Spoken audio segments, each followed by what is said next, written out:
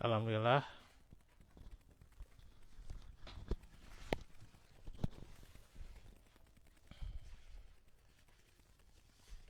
hamdan katsiran thayyiban mubarakan fih wa mubarakan alaih.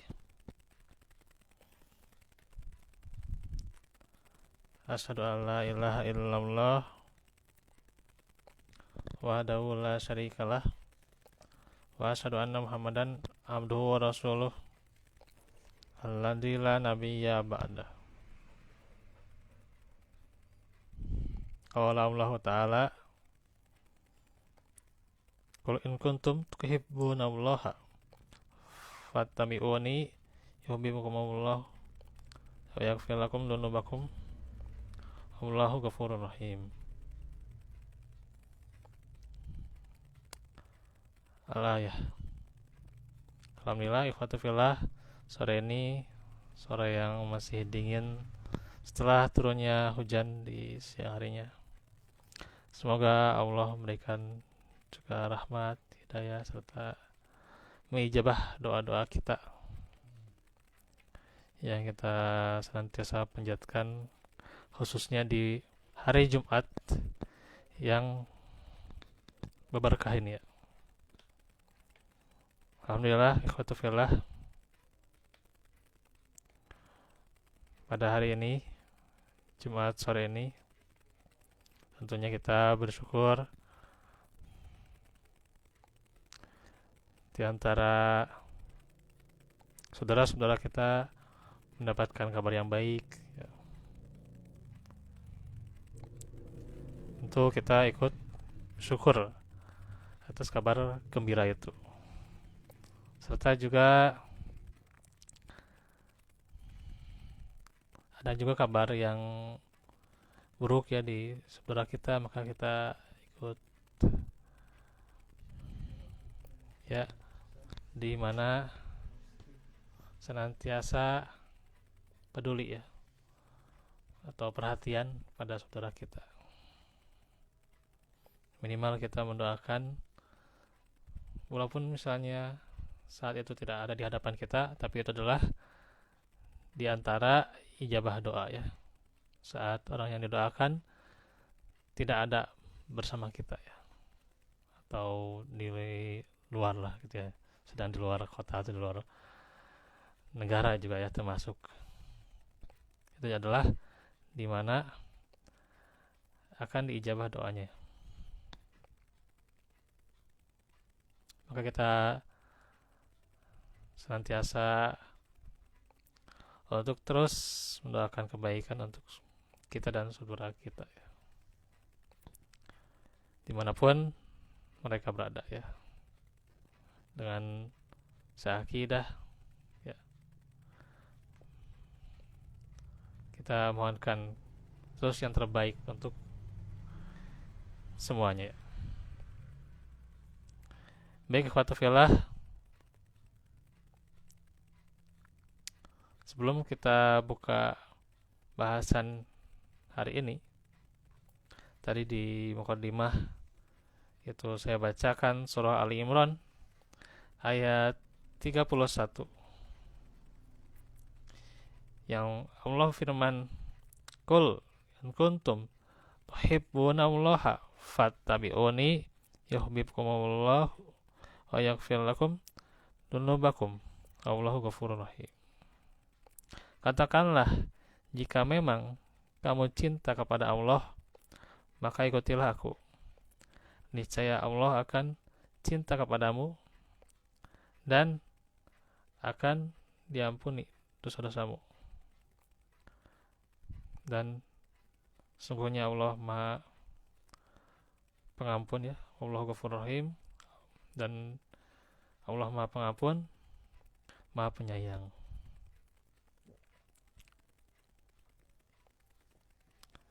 Karenanya Irbad bin Sariyah berkata, Rasulullah menasihati kami dengan satu nasihat yang menggetarkan hati dan menguras air mata kami. Maka ketika itu kami mengatakan, duhai Rasulullah, nasihat ini seperti nasihat orang yang mau meninggal. Karena itu berilah wasiat kepada kami. Apa wasiatnya? Beliau bersabda, aku wasiatkan kepada kalian untuk bertakwa kepada Allah dan mendengar serta taat dan sebagainya ya gitu.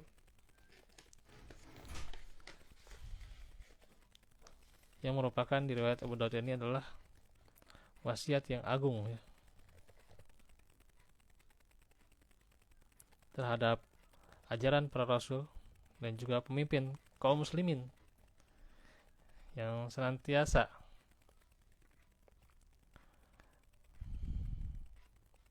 mendakwahi atau mengajarkan pada kebaikan ya. Para dai ya, dan juga ya para asatid ya.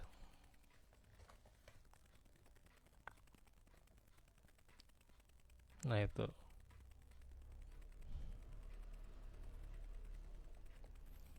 Jadi bagaimana sikap seorang yang mendapati nasihat ya, entah itu nasihat dari Al-Quran maupun As-Sunnah ya. Ya, maka nasihat itu ya harus senantiasa menambah keimanan kita ya. Nah itu ya.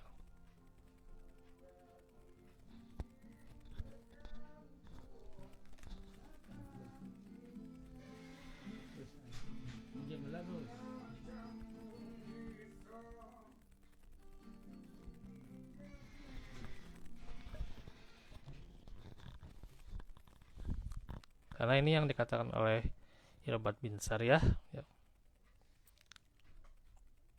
Bagaimana Rasulullah menasihati kami dengan suatu nasihat yang menggetarkan hati dan menguras air mata gitu ya. Artinya benar-benar kesungguhan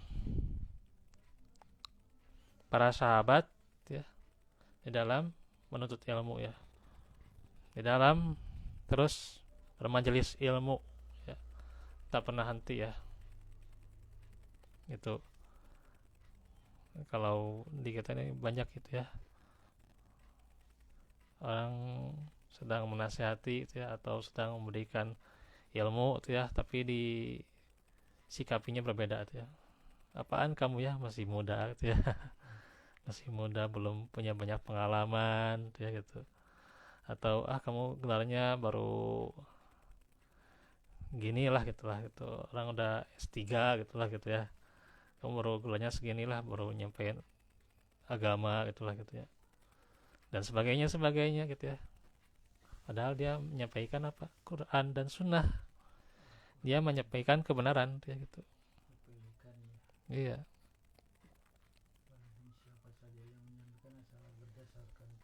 Iya. Jadi kadang di kita itu terlalu mengkotak-kotakan ya gitu ya gitu. Iya. Kadang yang bukan kelompoknya atau yang bukan golongannya gitu ya gitu.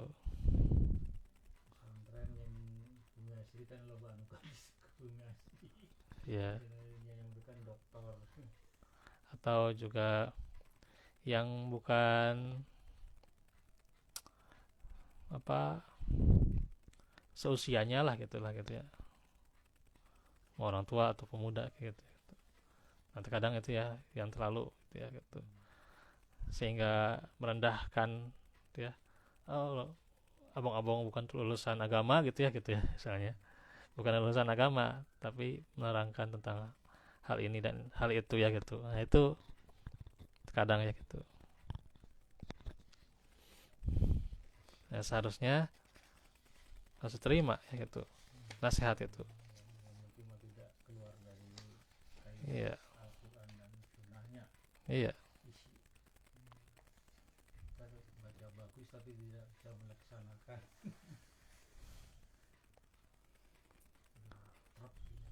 Terus kata Irbad bin Sariyah, duhai Rasulullah ya, nasihat ini seperti nasihat orang yang mau meninggal gitu ya gitu. Jadi orangnya ya benar-benar menyikapi itu ya nasihat Rasulullah itu ya.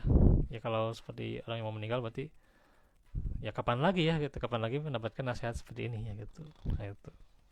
Nah, ini karenanya harus kita buktikan kecintaan kita nih kepada Quran dan Sunnah ya.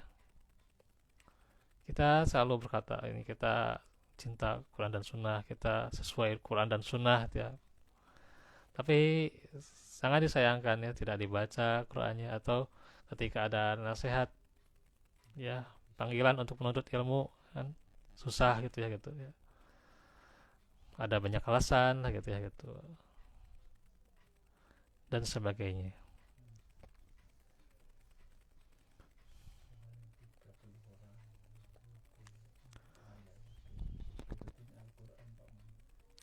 Nah, beliau pun bersabda, aku wasiatkan kepada kalian untuk bertakwa kepada Allah. Dia wasiatnya bertakwa.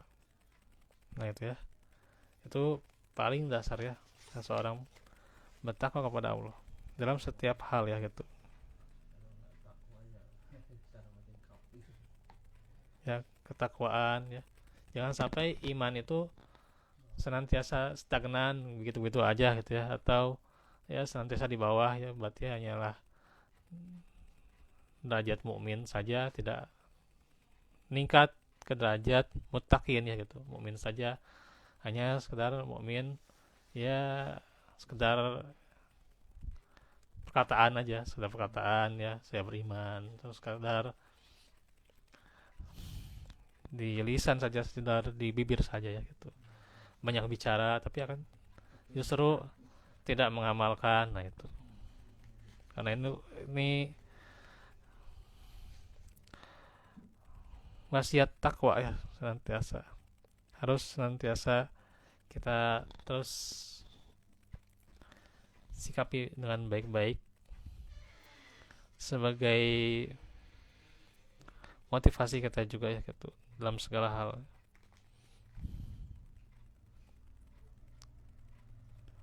Dan para sahabat Rasulullah itu sangat perhatian sekali dengan semua hal yang datang dari Rasulullah. Mereka bersusah payah untuk mengikuti semua sunnah dan kebiasaan Rasulullah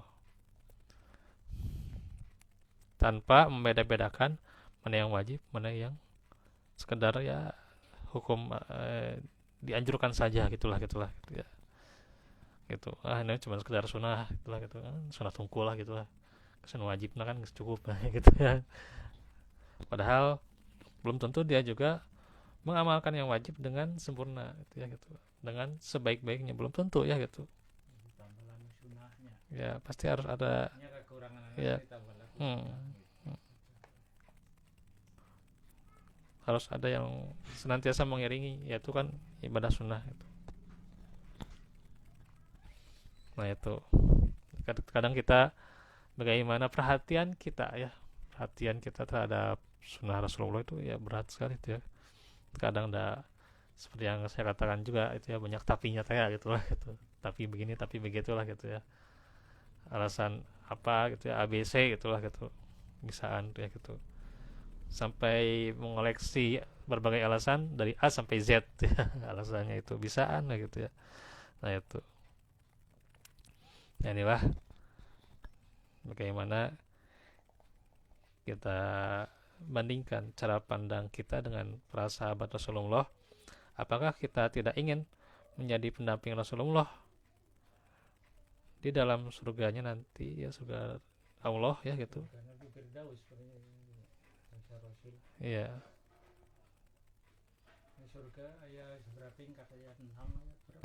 Ya dengan surga dan berbagai tingkatannya gitu ya.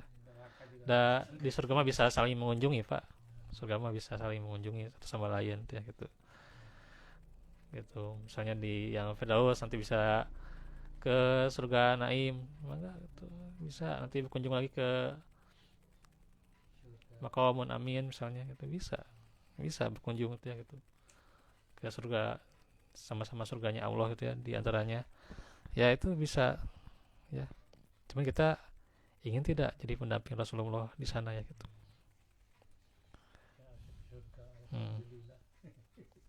Nah, kalau ingin jadi tetangganya Rasulullah, cara terbaik adalah dengan mengamalkan sunnah-sunnah beliau, mencintai dan mengamalkannya. Ya. Dan juga dikatakan dalam Ta'zimus Sunnah bahwa Abu Bakar As-Siddiq membuktikan dirinya sebagai umat Rasulullah yang terbaik. Beliau berkata, aku tidak pernah meninggalkan satu sunnah pun yang dikerjakan oleh Rasulullah, melainkan aku mengerjakannya tuh, insyaallah. Begitu mendengar sunnahnya dari Rasulullah begini, langsung mengerjakan tuh, ya, gitu. Kalau kita kadang banyak berpikir ya gitu, berpikir ya kaum pemikir ya gitu ya. Kaum pemikir tapi ya pemikirnya itu ke arahnya arah mana dulu ya gitu, gitu ya. Nah, kalau pemikirnya untuk mengerjakan amal soleh, nah itu ya. Ini terkadang tuh ya gitu.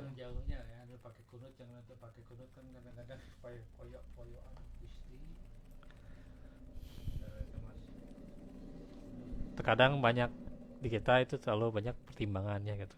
Padahal bagaimana ya kalau sudah jelas ini sunnahnya kerjakan ya gitu. Jangan kita ya terlalu kesana kemari ya gitu, kemari sehingga terkadang kita menelantarkan yang namanya sunnah ya gitu.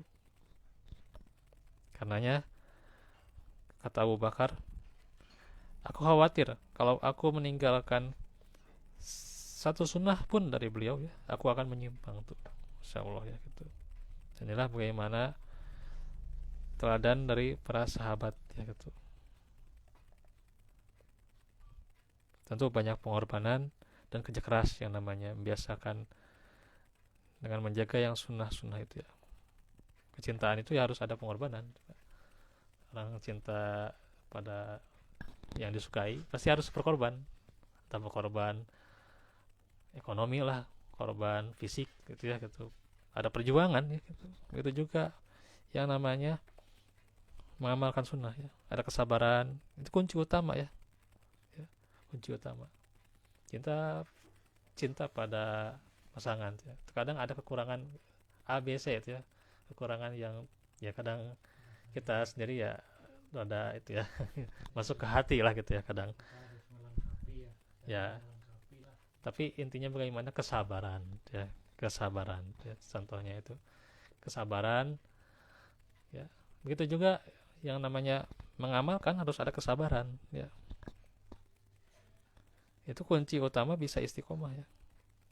Ikatan itu ya tidak akan mudah cerai atau tidak akan mudah putus ya gitu, atau layangan itu tidak akan mudah putus gitu ya kalau dijaga ya gitu. Dengan apa? Dengan istiqomah ya gitu. Begitu juga dalam beramal, melaksanakan ajaran sunnah Rasulullah itu istiqomah ya. Di balik rasa letih itu terkandung banyak keutamaannya. Rasulullah mengatakan bahwa maka sesungguhnya di belakang kalian ada hari-hari penuh kesabaran nantinya ya. Pada hari itu seperti menggenggam bara api. Bagi yang mengamalkan sunnah akan mendapat pahala 50 orang yang beramal seperti amal kalian. Riwayat Tirmizi itu ya. Tuh, insyaallah ya. Bagaimana 50 orang yang beramal ya, seperti bagaikan 50 orang yang beramal, misalnya ada sekian orang yang 50 itu ya mengamalkan sunnah itu ya, mengamalkan apa yang kita ajarkan, maka kita dapat pahalanya juga gitu, kebagian pahalanya juga ya, itu. Ya, itu kebagian pahalanya juga. Jadi inilah bagaimana keutamaan mengajarkan sunnah dan terus kita buktikan kecintaan kita kepada sunnah Rasulullah SAW. Waalaikumsalam.